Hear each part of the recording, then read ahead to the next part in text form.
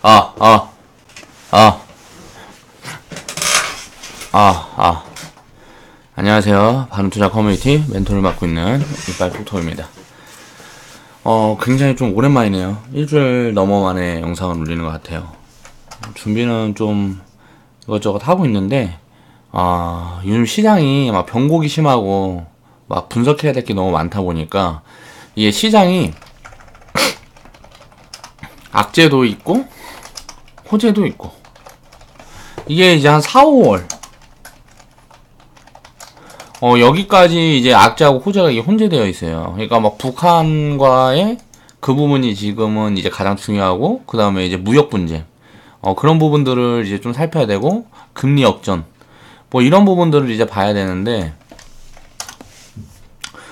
금리가 역전되고 뭐하고 지금 거의 확실시 되고 있는데, 외국인 자본이 나가질 않고 있어요.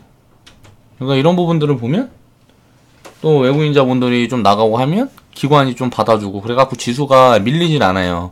그러니까 굉장한 지금 강세장이기 때문에 이제는 좀 확인을 하고 주식 비중을 이제 태워도 되는 포지션이다. 그러니까 조정이 예상했던 조정이 오지 않을 확률이 이제 높아졌다. 그 부분에 대한 걸 오늘 이제 이야기를 해보겠습니다.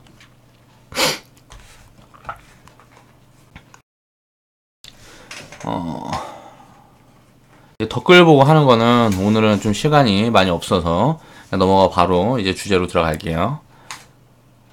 북한 호재 환호해도 될까? 이제 북한발 이게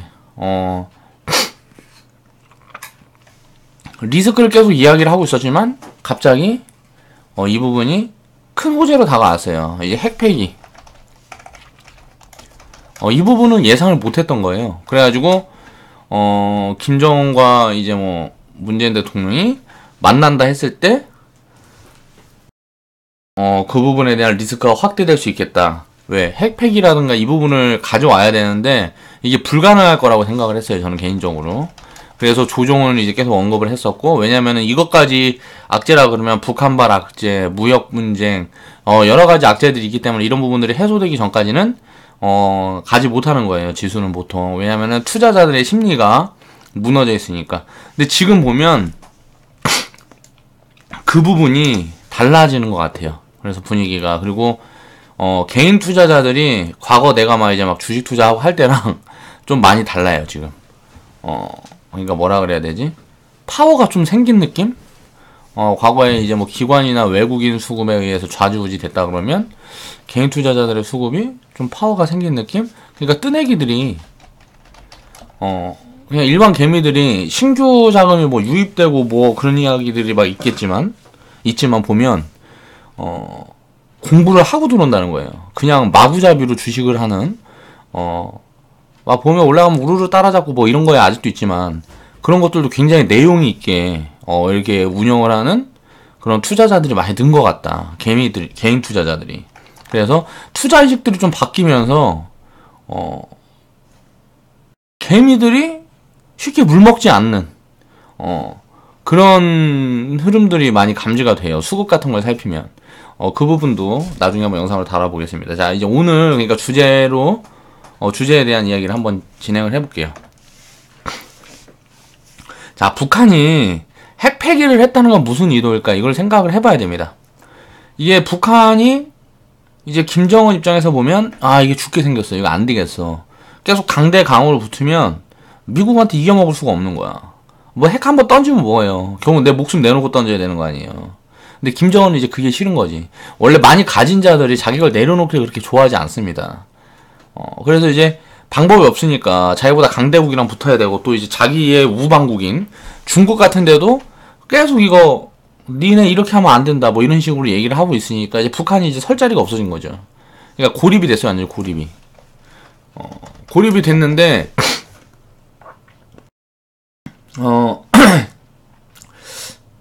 이게 고립이 돼도 버틸 거라고 생각을 했어요. 그러니까 김정은이 저는 완전 또라이라고 생각을 했죠. 근데 그 부분이 아닌 거야. 그러니까 이제 자기들끼리 이제 뭐 회의를 하든지 뭘 하든지 했겠죠. 그렇게 해서 이런 부분들을 내놓고 무엇을 취할까 그 부분에 대해서 지금은 이제 머리를 싸매고 있겠죠. 그래서 이 가장 누구도 생각 못했던 가장 강수를 가지고 나왔다는 거는 어떻게 보면 경제 개방. 이제 통일이 나중에 이루어질지 안 이루어질지 모르겠지만 확실한 거는 경제를 개방할 것 같아요. 이 경제를 개방을 하게 되면 이거는 정말 엄청난 호재입니다. 우리 한반도의 디스카운트를 이제 해소를 하고 어떻게 보면 한국 증시가 굉장히 큰 버블을 만들 수 있는 그런 이제 투자자들의 심리를 개선할 수 있는 그런 효과가 있고 또 북한에 투자를 할 수 있는 그런 좋은 기회가 생기겠죠. 북한이 만약에 경제 개방을 한다 그러면 전 세계에서 가장 투자 매력이 높은 게 북한입니다. 북한이 경제 개방을 하게 되면 그리고 그 다음에 그러니까 공산국가들 못 사는 나라일수록 뭐라 그래야 되지? 이제 교역이라든가 이런 부분들이 아예 안 됐는데 이런 부분들이 개방이 된다 그러면 거기에서 이제 엄청난 시장이 열리는 거예요. 그러니까 중국이나 러시아의 그런 상황들을 보고 이제 김정은이 이 부분에 대해서 지금 어떻게 보면 경제를 개방해야 되겠다. 그렇게 해서 이 부분에 대한 확고한 의지를 좀 가지고 있는 것 같아요. 그래서 핵폐기 선언을 이거를 이제 카드로 핵폐기 카드 이 카드를 들고 나와서 이제 전 세계와 무언가 협상 시도를 하려는 그런 흐름이 보입니다. 이제 미국은 북한에 대한 이야기를 북한이 하는 이야기를 안 들어주고 쌩깔 수도 있겠지만 중국이라든가 이런 부분에서 북한이 내려놓는 게 있다 그러면 중국도 이제 할 말이 생긴단 말이에요. 중국이 우방국이니까. 그러니까 미국이 더 이상 이제 힘을 쓰는 게 어려운 그런 상황이 될 수 있지 않을까. 왜냐면은 이제 막 경제를 개방해버리면 사람들도 이제 왔다 갔다 하게 될 거고 지금처럼 이제 고립된 그런 위치에 놓이지가 않기 때문에 힘을 행사하기가 어렵죠. 가만히 있는데 니네 죽이겠다 하고 때린다 그러면 그거 이제 말이 안 되는 거잖아요. 명분이 있어야 하는 건데 이제 그 명분은 이제 핵을 보유하고 있는 그게 명분이었어요. 북한을 때리려면 명분이 있어야 되는데 그 명분이 니네 핵 갖고 있으니까 너무 전 세계에 위협이 돼. 이게 명분이었는데 그 명분이 사라져버리면 미국이 더 이상 이제 북한을 때릴 수 있는 무언가가 생기지 않는다는 거죠. 근데 이제 문제는 이제 트럼프하고 만나서 이런저런 이제 협상 같은 거 하려고 하면 잘 안 되겠죠. 그래서 북한은 아마 협상은 중국 쪽이랑 하지 않을까. 그렇게 보이고, 우리나라랑도, 이렇게 좀 가까워지려는 어떤, 그런 움직임들이 앞으로도 계속 나올 것 같습니다. 좋은 기회를 많이 만들어주겠죠. 자, 그래서 북한이 봤을 때 공산주의 국가인 중국과 러시아도 체제를 유지하면서 경제 부분만 개방을 하게 되니까 급속한 성장을 하더라. 그러니까 북한이 본 거는 이제 중국하고 러시아에 봤어요. 같은 공산국가인데, 체제를 놓지 않고, 경제만 개방하니까 이렇게 성장을 하네? 국민들도 먹고 살만해지고, 그러면 이 방향으로 가야 되겠다. 라고 이제 하고 움직이고 있는 거죠. 자, 그래서 이제 미국에서 김정은 정권 때려잡는다, 폭격한다, 이런 불안감을 이제 최고조로 올려놨기 때문에, 이제 트럼프가, 이걸 계산기 두들겨 보니까 이제 전쟁을 하더라도 결국은 정권은 붕괴된단 말이에요. 그러니까, 이제 완전 또라이면 정권이 붕괴되지는 말든지 이제 한번 해보자. 이런 식으로 가겠죠. 근데, 그 정도 또라이는 아니었다, 결론은. 근데 이거는 물론 이제 북한은 말 바꾸기를 하도, 자주 해왔기 때문에, 이 핵폐기 카드를 어떻게 쓸지 모르겠어요. 이게 나중에는 이제 또 안 하겠다. 이 정도 협상 안 해주면 안 하겠다. 이런 식으로 또 강수를 둘 수도 있고. 그래서 쉽게 말하면, 불확실성이 항상 상존하는, 그런 호재라고 생각을 해야 되는데, 이런 언급을 했다는 자체가 이미 가능성을 비췄기 때문에, 결국은 이제 전쟁은 없을 거다. 라고 지금 확신을 하고 있습니다, 저는. 자, 이제 화해 모드를 조성을 하면서, 제재를 풀고 말 바꾸기를 진행을 하든지, 중국과 러시아처럼 이제 경제 개방을 시작하면 이제 통일도 기대를 해볼 수 있겠는데 이건 굉장히 머나먼 일이고 왜냐면은 김정은 체제를 대한민국 상에서도 인정하기가 어떻게 보면 왕권 무슨 왕권이나 다름없는 그런 체계인데 그건 굉장히 불합리하기 때문에 한국에서도 그 부분을 인정하기가 쉽지가 않겠죠. 북한에서도 당연히 그 체제를 인정해주지 않으면 통일을 할 수가 없겠죠. 그러니까 이제 한국 대통령 어차피 북한 대통령은 어찌됐건 북한 왕과 한국 대통령이 공존할 수 있는 방법을 찾기가 만만치가 않을 거예요. 그래서 통일보다 경제 개방의 이 부분이 이제 우리는 포커스를 두고 봐야 된다. 자, 지금은 이제 불확실한 구간이죠. 그리고 이제 5월 미국과 북한이 정상회담 결과를 봐야지 이제 확실한 포지션이 나올 것 같다. 이제 북한과의 정상회담 같은 부분에 이제 뭐 한국하고 일본하고 중국하고 계속 이제 긴밀하게 무언가 협조를 한다 이런 이야기들 자꾸 나오고, 미국이랑도 뭐 이야기 나오는데 트럼프가 자꾸 강짜 놓고 뭐하고 하니까 나중에는 이런 부분들이 어떻게 이어질지 모르겠어요. 그러니까 미국 대통령이 바뀌는 시점이 오게 되면 굉장히 좋은 분위기로 이렇게 확 한꺼번에 돌아설 수 있을 것 같아요. 전 세계의 경제고 뭐고 모든 것이. 근데 트럼프가 미국 대통령을 있는 동안에는 불확실성이 항상 상존한다. 그렇게 봐야 될 것 같고, 이제 트럼프고 김정은이고 이제 워낙 갈피를 잡을 수 없어요. 이게 인물들이 그렇다 보니까 변수가 많아서 한번 크게 흔들릴 거라고 생각을 했는데, 지금 악재를 시장에서는 반영을 하지 않아요. 호재만 반영을 하고 있습니다, 지금 시장이. 그렇다 보니까 무조건 상방으로 봐야 되고, 가장 중요한 건 뭐냐면 금리가 낮아요. 저금리. 지금은 저금리다. 저금리에는 절대 주식 폭락이 없어요. 폭락이 있을 수가 없습니다. 이 금리가 기준금리가 계속 이야기하고 있지만 3%에서 4.5% 돼야. 그러니까 내가 이야기하는 증시 폭락은 뭐 40% 이상의 폭락을 이야기하는 거예요. 지수가 40% 이상 폭락하게 되면 굉장히 계좌들이 이제 빵과 많이 나니까 그럴 때는 조심을 해야 되겠죠. 그렇지 않고 뭐 지수 뭐 20-30% 이제 예를 들어 뭐 브렉시트 때처럼 뭐 20-30% 이 정도 조정받고 다시 가고 뭐 이런 것들은 그냥 완만한 조정이에요. 그때 당시에 겁날 뿐이지. 그러니까 지금은 그런 조정을 예상을 했어요. 브렉시트 때에 그 수준의 조정을 예상을 했는데 지금 상황에 보면 그런 조정도 나오지 않을 것 같아요. 그래서 그런 부분들에 대한 제 분석 내용을 지금 이제 말씀을 드리는데, 그게 이제 이 북한의 이런 거와 굉장히 좀 연관이 있다라는 말씀을 드리는 겁니다. 이제 우리가 투자를 하면서 그러면 이제 북한이 이렇게 되면 우리는 어떤 기회가 있을까를 살펴보면 당장 단기적으로는 악재가 나올 때마다 주워 담고 호재가 나올 때마다 분할 매도하는 포지션을 취하면 이제 단기적으로 꽤 좋은 성과를 낼 수 있을 거다. 이런 부분이 있고요. 또 북한 관련주들 중에 저평가 가치주들이 바닥에 있는 경우도 굉장히 많아요. 북한 관련주들 우리가 봐야 될 거는, 이거는 이제 이 내용은 이제 우리가 이제 포지션 취하고 있는 거에 있으니까 이거는 이제 설명을 나중에 한번 영상으로 다뤄보고요.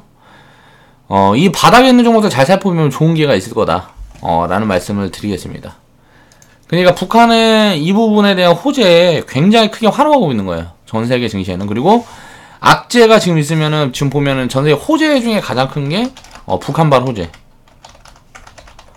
이제 전쟁의 위험이 사라지고 뭐하고 하니까. 그러니까 이런 부분들이 굉장히 호재로 작용해. 이건 우리만이 아니죠. 우리나라만이 아니에요. 전 세계적으로 마찬가지고 이 불확실성이 해소된다는 게 이거에 이제 호재로 받고 있고요. 악재는 뭐예요? 무역 분쟁. 근데 최근 보면 어때요? 이것도 어떻게 보면 결국은 무역 전쟁을 하자는 게 아니고 자기가 취하기 위한 어떻게 하면 비즈니스적인 포지션, 그런 분위기를 지금 가고 있단 말이에요, 트럼프가. 그래서 니도 풀어줄게. 결국은 중국만 안 풀어준다든가 뭐 이런 식으로 갈 것 같아요, 분위기가. 지금 분위기로 보면.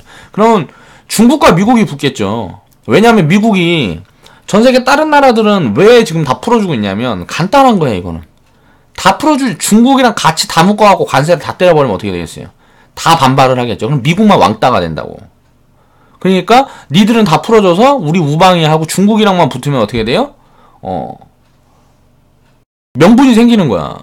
그러니까 트럼프도 미국도 그렇게 지금 마구잡이로 막 무언가 진행을 하는 것 같지만 그렇지 실상 이제 돌아보면 그렇지가 않다. 라는 걸 이제 확인을 할 수가 있고, 미국과 중국도 처음에 이제 붙고 뭐하고 이제 싸우고 뭐하고 하게 되면 어떻게 돼요? 그 부분에 대해서 뭔가 안 좋은 무언가 결과물이 나오겠죠. 그러면 거기에 대해서 다시 이제 화해 무드를 조성하고 뭐하고 그런 분위기들이 무조건 나올 거라고요. 그러니까 세상에 나오는 이제 악재와 호재는 항상 이게 반복된다. 지금 우리가 이제 그 관세 같은 부분 있잖아요. 철강 관세. 그냥 이걸로 빠지면 그냥 사면 돼요. 철강주들. 지금 싸디 싼 데다가 관세 막 때린다 그러고 미국의 뭐 비중 뭐 그거 얘기했었잖아요. 굉장히 많이 빠졌죠. 단기적으로 이게 투자 심리가 무너지니까 굉장히 많아 빠졌단 말이야. 주워 담으면 된다고. 자동차 이야기가 많이 나와갖고 미리 다 선반영해서 자동차 섹터는 이제 많이 빠졌어요. 자동차를 뭘 양보를 한다든가 FTA 지금 제협상 하고 있으니까. 그렇게 해서 이제 철강 이거 관세를 풀고 자동차에 대한 무슨 뭐 악재가 나오고 뭐하고 하면 그냥 주워 담으면 나중에 길게 보면 다 수익이 난다고. 왜냐면 너무 싸니까. 철강도 마찬가지고 자동차도 마찬가지고. 그러니까 그 악재들이 분석을 할 때 우리가 뭘 분석을 해야 되냐면 단기적인 포지션으로 그러는데 이제 미래를 봤을 때 우리가 생각을 해보자고. 자동차 수소차 팔고 전기차 팔고 이게 나중에 자율주행차까지 가면 뭐 자율주행차가 최근에 뭐 그런 이야기 있죠. 뭐 사람 치워 죽여갖고 잠깐 중단한다 뭐 그런 얘기가 있죠. 엔비디아인가 어딘가 해갖고 막 폭락했잖아요. 미국에 지금. 쓸어 담으면 돼요. 안 할 수가 없어요. 자율주행차를 나중에는 안 할 수가 없다. 전 세계가 다 그걸로 바꾸는데 자기네만 뭐 안전성을 확보하니 어쩌니 하면서 안 하고 할 수가 없단 말이에요. 그런 시대에 뒤떨어지는 무언가를 할 수가 없어요. 그러면은 그 나라 자체가 무언가 이게 잘못된 방향으로 가게 되는 거기 때문에 굉장히 큰 시장을 놓치는 거기 때문에 안 할 수가 없다고. 전 세계적으로 결국 돈 때문에 안 할 수가 없다는 거예요. 인간의 목숨 뭐 이런 것들보다 더 중요해요. 이게 국가 관점에서 보면 그러니까 그 부분을 어떻게 잘 무마하고 이 산업을 끌고 가기 위한 노력을 계속 할 거란 말이에요. 전 세계적으로. 그러니까 그 부분에 대한 거는 자잘한 사고는 있고 뭐하고 했는데도 결국은 갈 수밖에 없다는 거예요. 이게 뭐 비행기 처음 나오고 뭐 처음 나오고 하늘 갑자기 날지도 못했는데 갑자기 하늘 날아다닌다 그러면 우리가 생각해보세요. 우리가 비행기 다 타고 다니잖아요. 언제든지 비행기를 타고 다니면 추락해서 죽을 수 있는 위험은 다 갖고 있죠. 그 위험은 다 안고 있잖아요. 근데 그 확률적으로 봤을 때 죽을 확률이 적으니까 다 비행기 타고 다니는 거 아니야. 더 편리하니까. 마찬가지라고 자율주행도. 그런 쪽으로 될 수밖에 없다고. 이번에 많이 빠져주면 주워 담으면 돼요. 철강 뭐 이런 쪽들도 마찬가지고. 그래서 악재 때 항상 주워 담을 수 있는 그런 포지션을 취해야 되고요. 그래서 우리가 현금을 만들었던 건 뭐예요? 시장은 무조건 간다 그랬어요. 저는 계속 간다 그랬는데 단기적으로 크게 출렁일 수 있으니까 더 싸게 살 수 있는 기회가 올 것 같다. 결국은 지금 지수는 밀리지 않았는데 더 싸게 살 수 있는 기회가 왔어요. 지금 지수는 밀리지 않았는데 이게 바이오가 시장을 받치고 뭐하고 하면서 종목별로는 굉장히 좀 많이 싸진 기업들이 많단 말이에요. 그런 기업들 주워 담으면 돼요. 항상 현금을 만들었을 때 내가 주도주를 잡고 있는 게 아니라면 바이오 같은 경우는 우리는 아예 버렸죠. 그러니까 주를 잡고 있는 게 아니라 그러면 흔들림이 있을 때 지수와 연동해서 지수를 지금 받아놓고 지금은 외국장이란 말이에요. 외국 지수 받쳐놓고 이제 삼성전자, SK 하이닉스 끌어올려놓고 나머지 좀 많이 해갖고 이제 뭐 이렇게 많이 밀어 뺐단 말이에요. 코스피 같은 경우도 그러고 코스닥 같은 경우도 바이오 받쳐놓고 이제 많이 이제 눌러놨어요. 이제 더 이상 바이오가 막 계속 탁탁탁탁 찍어서 올리고 뭐 바이오는 순환매도 거의 다 돌아간 것 같아요. 그러니까 큰 하락은 없을 가능성이 높아요. 지금 상황으로는 큰 하락은 없을 가능성이 높아요. 왜냐면은 지수가 이렇게 간다는 방향으로 봤을 때는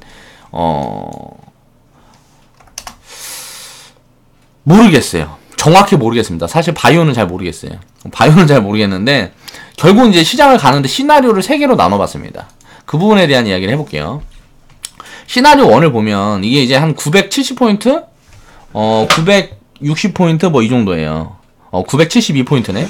972포인트 이 구간을 넘어서게 되면 어떻게 돼요? 이게 시나리오 1 같은 경우 보면 눌림을 살짝 주고 가든지 아니면 바로 뻗어갖고 1500에서 1700포인트까지 쏠 거란 말이에요. 이렇게 해서 이제 이 완만하게 가게 되면 1500포인트에서 1700포인트쯤에 한번 걸려서 여기서 이제 횡보 조정을 하든지 위아래로 등락 조정을 하고 갈 거예요. 근데 이렇게 완만하게 움직이면서 올라가면 어떻게 돼요? 3000포인트를 넘어서 계속 갈 거란 말이에요. 이 대세장이 굉장히 길게 이어질 수가 있어요. 이렇게 완만하게 가게 되면 이 부분을 생각을 해야 되고요. 이제 눌림 후에 급등을 하게 되면 이건 이제 바이오가 주도주로 버블을 확대해야 돼요. 시나리오 1의 두 가지 그림이에요. 이제 완만하게 상승을 해서 이렇게 뭐 여기 등락을 하고 이 중간에 등락을 하고 뭐 이런 식으로 해서 이렇게 움직이면 이 3000포인트를 넘어서 이제 확대를 할 거란 말이에요. 코스닥 같은 경우도. 제가 봤을 때는 그래요. 왜냐면 이렇게 등락을 준다는 건 뭐예요? 이제 버블을 크게 확대를 안 하고 가치 평가들 해주면서 이것저것 돌려서 순환매로 계속 돌린다는 소리예요. 이렇게 완만하게 간다는 것. 자, 급하게 찍어 올리는 건 뭐예요? 이건 주도주를 만들어 버리는 거죠. 그럼 지금 주도주는 뭐예요? 코스닥 주도주는 지금 바이오란 말이에요. 그럼 바이오가 버블을 확대해야 돼. 이렇게 빵 하고 끌어올려 버리려고 그러면 바이오가 주도주로 버블을 확대하기 하면 어떻게 돼요? 이거 따라잡아야 되나요? 아니에요. 그건 투자가 아니에요. 저는 그렇게 투자 안 할 겁니다. 우리 커뮤니티는 그렇게 투자 안 할 거예요. 뭐 단기 매매 해볼 수 있겠지만 우리도 단기 매매에 그 포지션을 취하는 그 매매를 조금은 이제 운영을 하고 있기 때문에 하는 분들만 이제 조금 운영을 하면 되겠지만 이렇게 빵 튄다 그래도 바이오는 안 합니다. 이제 뭐 이런 고밸류가 너무 심각한 이쪽은 안 하고 만약에 하게 되면 바이오 섹터 중에서 몇 개 있어요. 딱 저밸류라고 보기엔 좀 뭐하지만 좀 싼 구간 바이오 섹터 중에 많이 싼 구간에 있는 종목도 있기 때문에 그런 것들은 좀 봐볼 수 있겠죠. 굉장히 비중을 작게 계좌 5% 정도. 그럼 우리가 종목을 뭐 한 100개 운영한다 그러면 5종목 이렇게 하는 거예요. 그리고 지금 북한과 이제 화해 모드가 지속이 되고 무역 분쟁. 지금 이제 트럼프가 이런 부분들의 이제 포지션을 이제 청산을 해야 돼요. 그리고 금리 역전 부분이 긍정적인 상황으로 바뀌어야 된다는데 이게 무슨 말이냐면 외국인 자본이 많이 빠지지 않아야 된다는 소리예요. 이제 일시적으로 조금 빠지게 지금 빠졌죠. 이번에 뭐 횡보 조정하면서 외국인 자본이 조금 빠졌는데 뭐라 그래야 되지? 이렇게 천천히 빠지는 건 상관이 없어요. 한꺼번에 이제 왕창 무더기로 막 5천억, 막 1조씩 막 이렇게 시장에서 빠져나가게 되면 이거는 굉장히 크게 무너지니까 그런 부분들을 살펴야 됩니다. 그래서 확률은 이런 움직임의 확률이 제가 10% 20%로 갔는데 지금은 좀 더 높아진 것 같아요. 확률이. 지금은 확률이 조금 더 높아졌다. 그리고 시나리오 두 번째를 보면 이렇게 횡보 조정을 거친 다음에 이제 뭐 한 3개월에서 한 3개월에서 5개월 정도 횡보 조정을 거친 다음에 이제 약하게 상승을 하다 빵빵 솟아갖고 이제 저항에 걸리지 않고 한 방에 올라가 버릴 수 있는 이런 가능성. 이 가능성도 한 20-30% 되는 것 같아요. 그래서 이런 흐름은 바이오가 지금 이제 무너지지 않고 그러니까 크게 막 전체적으로 다 폭락을 하는 게 아니고 몇 개 정도는 박살나고 뭐하고 해도 돼요. 그게 아니고 전체적으로 막 폭락하고 뭐하고 하는 게 아니고 지금은 이제 바이오가 뭐가 다르냐면 과거랑 다른 게 뭐냐면 바이오가 실적이 나와요. 그러니까 바이오가 가치를 논할 수 있는 수준이 얼마 머지 않았단 말이에요. 근데 이 가치가 너무 고평가라는 거죠. 과거에는 바이오 가치를 논한다는 것 자체가 말이 안 됐어요.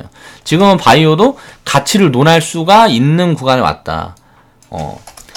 10년, 20년이 지났어요. 바이오 산업이 시작하고 10년, 20년 동안 투자를 해서 성과가 나오기 시작하는 구간에 왔기 때문에 이제 큰 폭의 실적 성장을 계속 하는데 주가가 계속 가만히 있으면 어떻게 되게요? 지금 어떻게 되겠어요? 그럼 고평가가 해소되겠죠.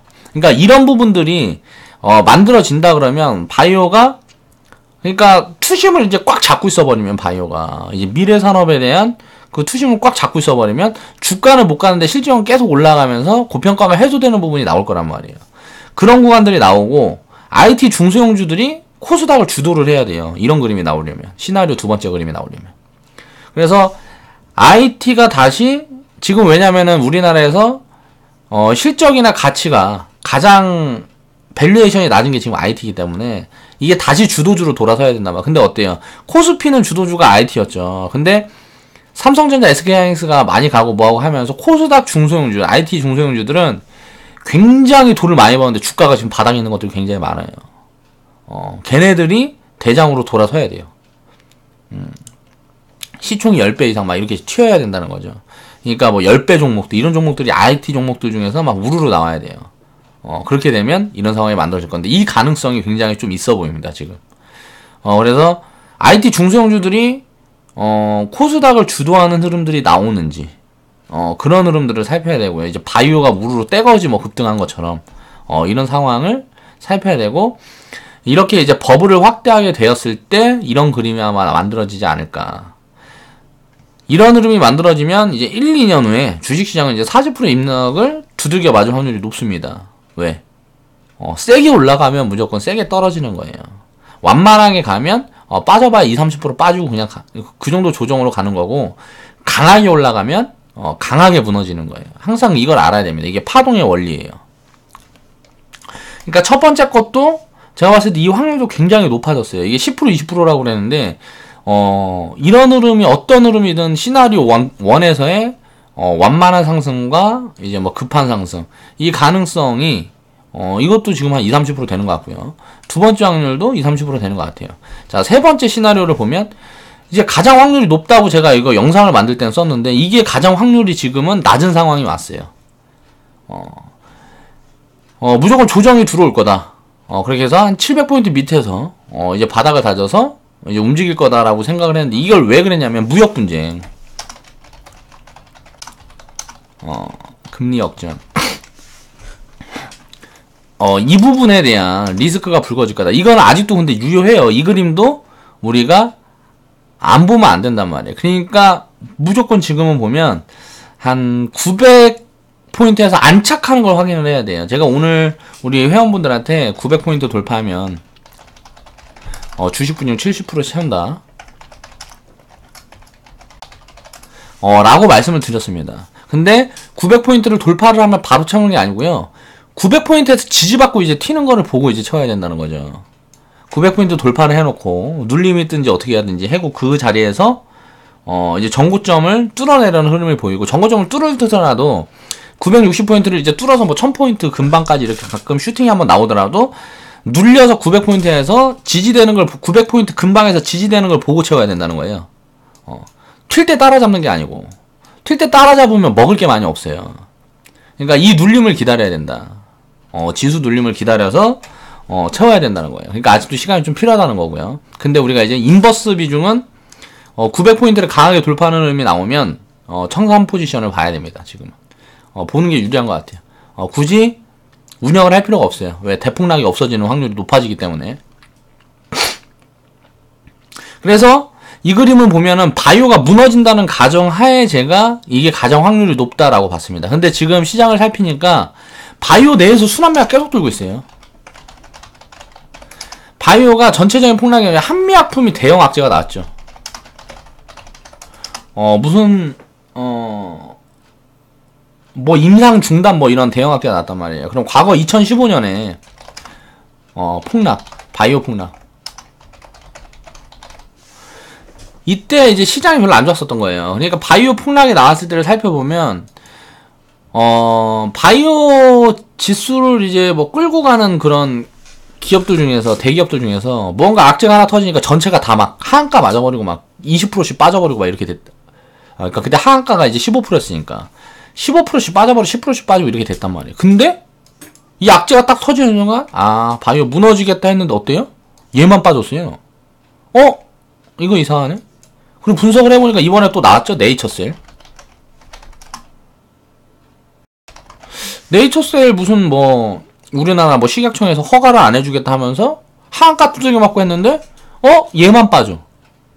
그러면서 지금 어때요? 메디톡스, 뭐 차바이오텍 안 죽어.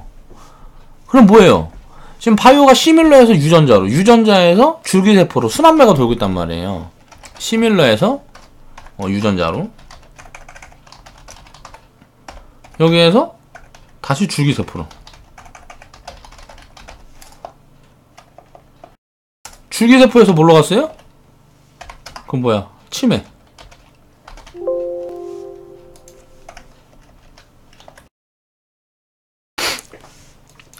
순환매가 돌고 있어. 죽이겠다는 소리가 아니라는 확률이 굉장히 높아졌어요. 그래서 바이오가 죽지 않은 코스닥 폭락은 없습니다. 그러니까 바이오가 그 자리에서 버텨주고 다른 것들을 쫙 끌어올려버리면 이렇게 지수는 그냥 폭등하는 거예요.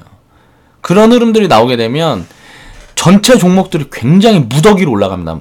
무더기로 올라가게 됩니다. 그러니까 지금 경기 상황이 굉장히 좋고, 뭐 철강 중소형주들, 무슨 IT 중소형주들, 뭐 자동차, 건설, 조선도 지금 업황이 완전 돌아서 버렸죠. 왜냐면 조선 섹터들은 이제 실적으로 움직이는 게 아니에요. 실적은 볼 필요가 없어요. 수주를 얼마나 잡아내느냐. 그 부분을 봐야 되는데 조선이 지금 수주를 굉장히 잡아내고 있죠. 굉장히 크게 LNG 쪽에서 모멘텀이 확 붙어버렸단 말이에요. 건설도 지금 모멘텀이 대기하고 있는 게 많아요. 뭐 중국의 1대1로. 자, 사우디가 무슨 뭐 두바이 같은 그런 무언가를 하겠다. 뭐 이런 식으로 지금 공공연하게 이야기를 하고 있으니까 그 부분에 대해서 건설 같은 부분도 굉장히 큰 모멘텀을 만들어 가고 있어요. 이게 모멘텀이 언제 나올지 모르는 거예요. 그러니까 그런 모멘텀들이 다 나오게 되면 어떻게 돼요? 무더기로 올라간다. 무더기로. 시장이 전체가 다. 확 비싼 것들은 들어오르고 싼 것들은 많이 오르겠죠. 가치주 장세와 성장주 장세가 왔다 갔다 순환매를 돌면서 계속 간단 말이에요. 시장이. 그런 흐름이 지금 만들어지고 있다. 그러니까 두려워할 필요가 없다. 근데 더 싸게 사기 위해서 우리는 현금을 만들었던 거다. 근데 싸게 살 수 있는 기회를 크게 안 줄 것 같다. 지금 왜곡이 벌어져 있어서 지수는 굉장히 낮아져 있는 상태나 비슷하다고 보시면 됩니다. 이제 어느 정도 올라갔던 종목들이 많이 내려온 종목들이 많아요. 눌림목을 많이 만들어줬죠. 그런 종목들이 이제 배팅을 해도 돼요. 그래서 주식 비중을 확대하자라는 포지션을 이야기를 했던 거고, 지수가 급락을 해줬으면 더 좋았겠지만, 왜냐면은 그러면은 이제 하락을 많이 해주고 하게 되면 불확실성이 아예 없어지니까.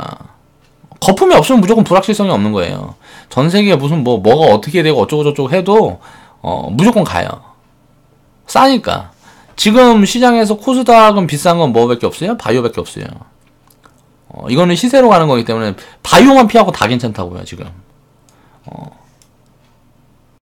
단기적인 탄력은 바이오가 이제 순환매를 돌리면서 굉장히 좀 세게 나올 수가 있지만, 이건 그냥 단기적인 탄력이에요. 이제 뭐 셀트리온이 뭐 10만원에서 37만원 같은 뭐 이런 것처럼 이제 37만원에서 뭐 200만원 가고 이런 게 없다고요. 그렇게 될 수가 없어요. 고평가는 더 이상 확대될 수가 없다. 단기적으로. 좀 밀려줘가지고 고평가를 어느 정도 해소하는 구간이 나오면 모르겠는데, 구간이 없으면 확대할 수가 없다. 그럼 바이오만 빼고 다 보면 된다는 거죠, 시장에.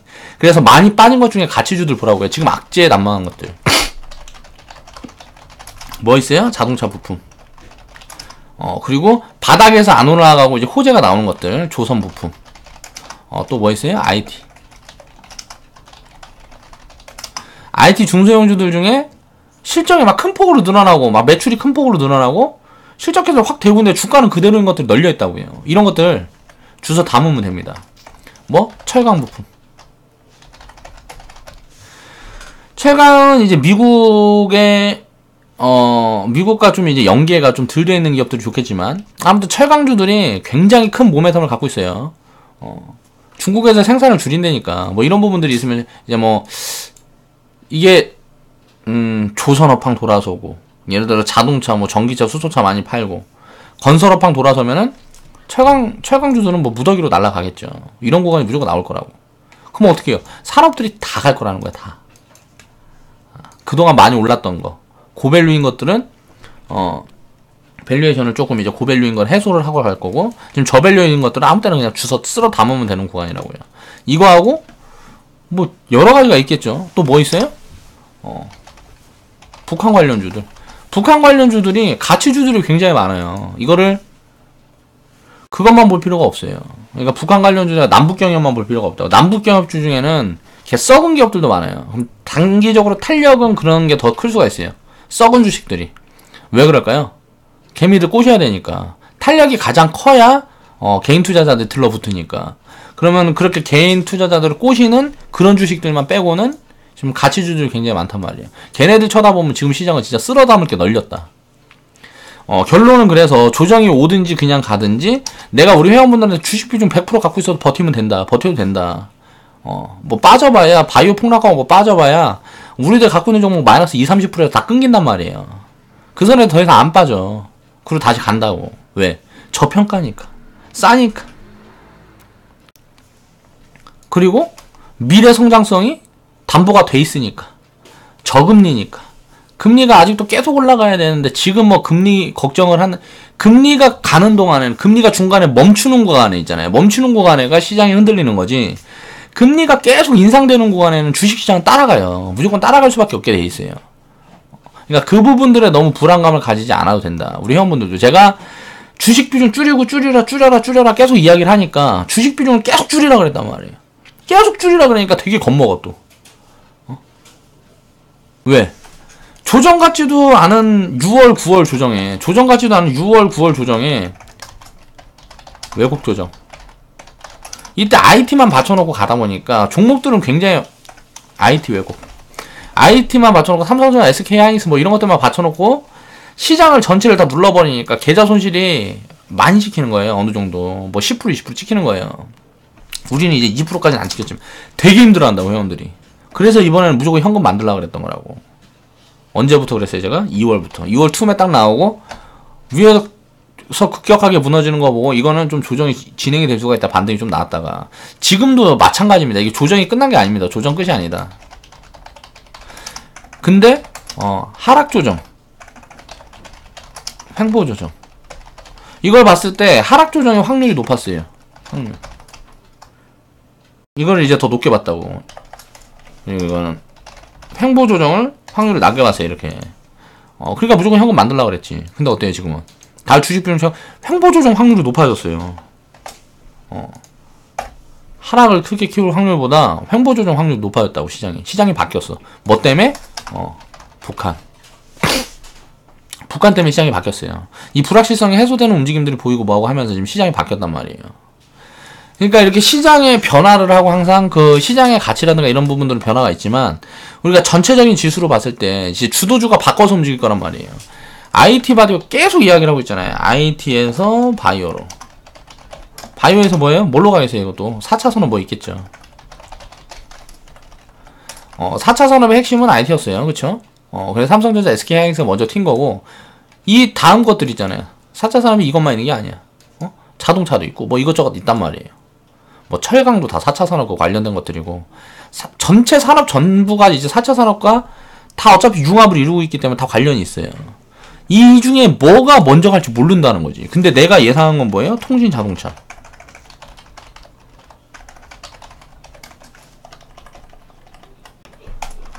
제가 이 4차 산업에서 이야기했던 거는 통신 5G, 자, 자동차, 수소차, 전기차. 이게 나중에 자율주행차까지 확대돼서 이 부분에 모멘텀을 이어서 얘네들이 갈 거다. IT 다음에. 이렇게 생각했는데 지금 어때요? 조선, 건설, 다 이거 무언가 모멘텀이 만들어지고 있죠. 자, 건설은 뭐가 있어요? 스마트 도시. 이 부분에 대한 모멘텀이고, 조선은 뭐가 있어요? 자, 4차 산업에는 에너지 산업도 들어가요. 지금 기존에 쓰던 이제 뭐 원자력 뭐 이런 거 다 줄여갖고, 원자력이란다. 그럼 뭐야? 뭐 있어? 기름, 석유 뭐 이런 걸 다 바꿔갖고 태양광, 무슨 LNG 뭐 이런 걸로 바꾸고 있잖아요. 그쪽에 LNG, 그러니까 뭐 가스, 뭐 이쪽 산업이 지금 이제 활성화되고 있는데, 그 부분이 이제 뭘로 가고 있냐면, 이 에너지. 조선하고 에너지하고 이제 융합이 되고 있는 거예요. 그래서 모멘텀이 잡힌 거죠. LNG로. LNG 선으로 잡힌 거 아니에요. 이게 조선 기업들은 이 에너지나 마찬가지란 말이에요. 이게 석유 캐고 뭐하고 하니까 시추선들 많이 나가고 벌크선 나가고 이쪽으로 수요가 몰리면서 조선업황이 굉장히 화랑이었던 거예요. 근데 이번에 LNG선이 하면 전 세계에 있는 무슨 뭐 80% 90% 수주를 다 갖고 온대요. 한국에서. 와, 굉장히 큰 모멘텀이죠. 이제 뭐 벌크선 이런 것들은 다 중국이랑 뭐 일본한테 일본은 뭐 원래 1등이었다 우리나라로 들어오고 우리나라 중국으로 간 건데 이제 뭐 컨테이너선이나 뭐 이런 것들은 다 넘어갔어요. 이제 만들기 쉬운 것들은 이제 기술력 같은 것들이 다 이제 따라왔어, 중국에서. 다 넘겨져가지고 조선 업황들이 완전 죽어버리니까 그랬는데, 새로운 무언가 이 모멘텀이 나온 거죠. 이제 봐야 되는 거죠. 조선 3사보다, 나는 개인적으로, 그게 좋다는 거. 그러면 굉장히 늘어난 거예요. 주도주가 될 것들이. 다 같이 함께 움직일 수가 있다는 거죠. 조선도 마찬가지고 건설도 마찬가지고 철강은 항상 있는 거고 이게 다 움직일 수가 있다는 거죠. 이게 다 움직일 수가 있다고. 이게 다 움직이면 이게 대세장이 1년에 끝날지 3, 4년에 끝날지 모르는 거예요. 그러니까 그 부분들은 대세장이 끝나는 구간은 어떻게 알 수 있다? 실적이 멈추고 주가가 버블을 확대하면 어떻게 돼요? 너무 비싸잖아요. 비싸면 꺼져요. 비싸지 않는 순간에는 절대 폭락장은 없습니다. 이게 3, 4년 있다가도 안 비싸지면 폭락장은 없어요. 시장이 폭락을 하진 않는다는 거예요. 그러니까 경제 위기. 그러면 그것 중에 가장 중요한 게 뭐냐면 이제 기업들이 투자를 줄이고 뭐하고 하려 그러면은 경제가 살라 그러면 기업들이 투자를 늘려야 일자리가 늘어나고 뭐하고 하면서 경제가 산다고. 근데 이제 뭐 금리가 계속 너무 높아지고 뭐하고 하게 되면 이제 뭐 부채 갖고 뭐하고 해서 긴축 정책을 취하지. 기업들도. 그래서 그 금리의 이제 마지노선이 보통 보면 이제 3%에서 4.5%다. 금리가 이제 3% 정도 되면 거의 적정가치. 금리. 그럼 기업들이 거의 다 적정가치에 있어요. 거의. 그리고 금리가 4.5% 되면 어떻게 돼요? 거의 대부분 버블이 됩니다. 주식시장의 한 70%가 버블에 놓이는 거예요. 그럼 저평가 종목들도 있겠죠, 이때도. 근데 저평가 종목들이 덜 빠지고, 고평가 종목들은 많이 빠지고, 그렇게 해서 시장 폭락이 한번 있은 다음에, 그리고 나서 다시 저평가를 만들어 다시 가는 거예요. 시장은 그러니까 싸면 올라가고, 비싸면 내려오는 거예요. 근데 우리나라 시장 지금 어떻다? 싸다. 결론을 갈 거라는 거죠. 그러니까 이 부분을 잘 생각을 해서, 그렇게 투자를 하면 되니까, 심하게 걱정할 필요가 없습니다.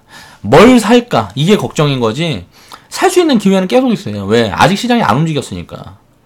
움직이는 거 보고 들어가도 된단 말이에요. 왜? 지금은 가치주들이니까. 가치주들이 움직이려고 지금 시동을 막 걸려고 막 하고 있으니까 그런 것도 보고 진입을 해도 된다고요. 그래가지고 지금 현금을 만들어 놓고 대응을 하고 있었던 거예요. 왜? 더 싸질 수 있으니까. 더 싸질 가능성이 굉장히 높다고 봤으니까. 근데 900포인트 지지되는 거 보고 주식 비중을 채우자. 제가 항상 700포인트, 코스닥 700포인트까지 눌리는 거 생각을 하자. 바이오 무너지는 걸. 근데 바이오가 무너지지 않으면 어떻게 돼요? 700포인트 안 와요. 코스닥은. 왜? 시총 상위가 바이오니까. 바이오는 근데 상승을 확대하지도 못하죠. 그럼 어떻게 될까? 자, 횡보를 하겠죠. 이 횡보를 하다가 뚫어내는 구간이 나올 거란 말이에요. 그 구간이 포인트다. 자, 어떤 구간이 나오는지 보여드릴게요.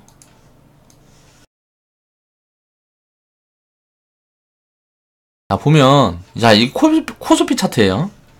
이때랑 완전 쌍둥이라 그랬었죠? 이 고점 딱 그어놓고 여기 뚫어내는, 여기에서 이제 주식 비중 100% 실어야 된다 그랬어요. 자, 이거 딱 그어놓고 이 구간에서 이제 뭐 박스권을 만들든지 횡보를 한다 그러면 이 구간을 뚫어내는 거 확인을 하고 여기서 비중 실으면 된다고. 이게 3개월이 될지 5개월이 될지 모르잖아요. 그렇죠? 그럼 이 구간은 어떻게 해요? 트레이딩을 하든지 현금을 만들어 놓든지 하고 기다려야죠. 그렇죠? 그렇게 기다리면 되고. 코스닥 같은 경우도 마찬가지죠.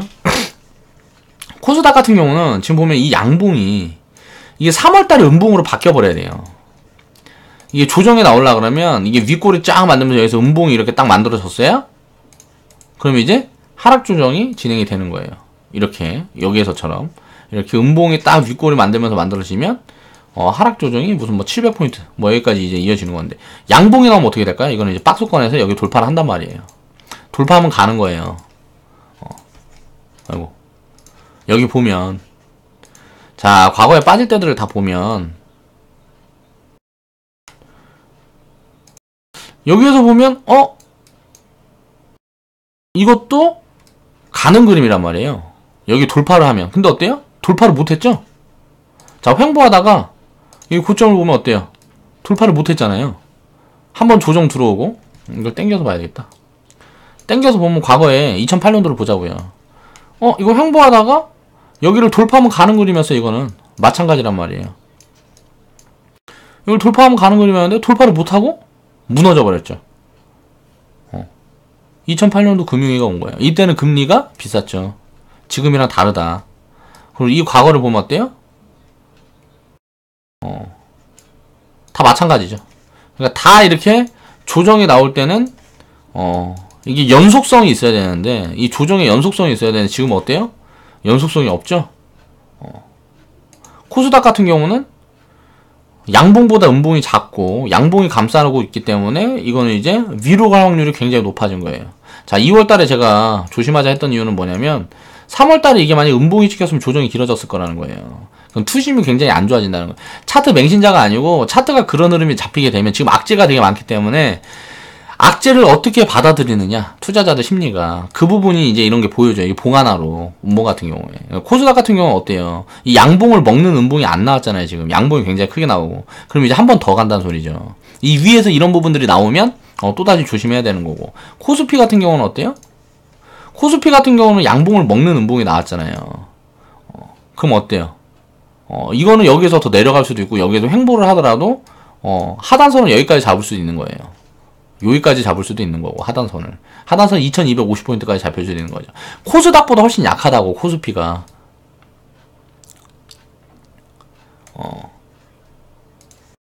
이때처럼 한 방 더 나올 수도 있는 거예요, 이렇게. 근데 이 부분이 안 나올 수도 있죠? 그럼 어때요? 지금 우리가 봐야 될 포지션은. 자, 이것만 보자, 그냥. 여기서 무조건 100% 때려 박을 거니까, 2700포인트, 2600포인트가 넘어서는 월봉상 양봉이 확인되는 시점. 자, 20일 이후가 돼야 되겠죠?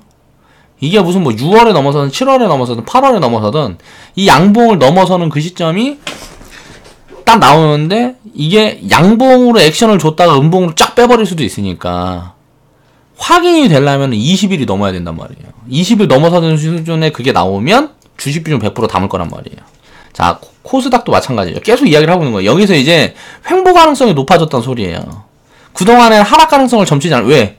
지금 3월 20일이잖아. 이게 음봉으로 돌아서려면 10일 동안 음봉으로 돌아서려면 대형 악재가 나와야 돼요. 이게 만약 또 음봉으로 돌아설 수 있기 때문에 아직은 확인을 해야 된다는 거죠. 그 부분을 900포인트 지지로 보는 거고 3월 말까지만 보면 된다는 거지. 이게 양봉에서 마무리되면 어때요? 이건 이제 횡보야, 횡보.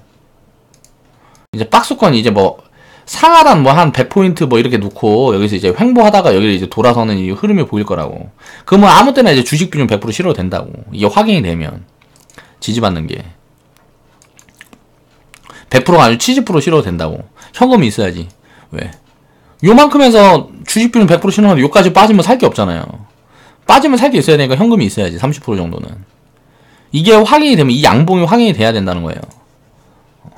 차트로만 본 게 아니라 여러 가지 분석을, 가치 분석을 다 해봤을 때 지금 트럼프 경제 무역 분쟁이 생각보다 커지지 않을 가능성이 계속 확대가 되고 있고 북한 호재는 이건 호재로 다가올 게 거의 확실시 되고 있고 전 세계 경기 좋고 금리 계속 인상 기조고 지금은 저금리 시대고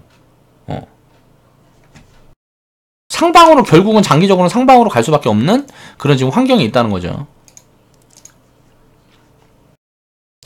그러니까 현금을 만든 건 더 좋은 기회를 잡기 위함이었지, 그 리스크를 줄이기 위함이었단 소리예요. 근데 지금 어때요? 그 리스크가 해소되는 국면에 거의 다 다뤘다. 그러면 주식 비중 확대해서 운영을 해도 되겠죠? 그 부분을 이야기를 하는 겁니다. 자, 오늘 영상은 이만 마무리하겠습니다.